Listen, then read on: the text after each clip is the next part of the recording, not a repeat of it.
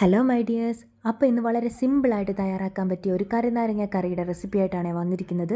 ഇതിന് വെളുത്തുള്ളിയുടെ ആവശ്യമില്ല, ഇഞ്ചിയുടെ ഒന്നും ആവശ്യമില്ല. വളരെ സിമ്പിളായിട്ട് തയ്യാറാക്കാം. അപ്പം എണ്ണ ചൂടാകുമ്പോഴത്തേക്കും അതിലേക്ക് കടുകും ഉലുവായും ചേർക്കണം.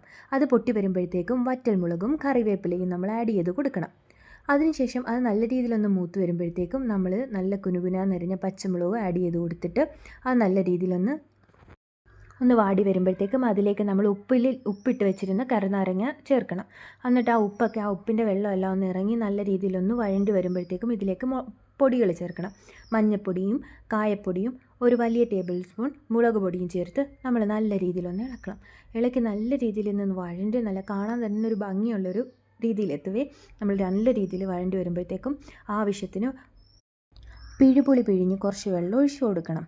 അതിനുശേഷം അതൊന്ന് മിക്സ് ചെയ്തിട്ട് നമ്മൾ ശർക്കരപ്പൊടി ചേർത്ത് കൊടുക്കണം. ശർക്കര ഉരുക്കിയതായാലും മതി. ഇപ്പോൾ എൻ്റെ കയ്യിൽ പൊടി ഉണ്ടാണ്, ഞാൻ ശർക്കര പൊടിയാണ് ചേർത്ത് കൊടുത്തിട്ട് നമ്മളത് നല്ല രീതിയിലൊന്ന് മിക്സ് ചെയ്യണം. ഇതിൻ്റെ ഇടയ്ക്ക് ഉപ്പിൻ്റെ ആവശ്യമുണ്ടെങ്കിലോ എന്തെങ്കിലും ഉണ്ടെങ്കിൽ നമ്മൾ അതനുസരിച്ച് ചേർക്കണമേ. ഓരോരുത്തരുടെ ടേസ്റ്റ് അനുസരിച്ച് ഉപ്പും എല്ലാം പാകത്തിന് നമ്മൾ നോക്കി ചേർക്കണം. ഇത് അടിപൊളി രസമാണ്, പെട്ടെന്ന് ഉണ്ടാക്കി എടുക്കുകയും ചെയ്യാം. നല്ലൊരു തൊടുകറിയായിട്ട്, സദ്യക്ക് തൊടുകറിയായിട്ടോ അല്ലാതെയൊക്കെ ഉപയോഗിക്കാം കേട്ടോ. ട്രൈ ചെയ്ത് സബ്സ്ക്രൈബ് ചെയ്ത് സപ്പോർട്ട്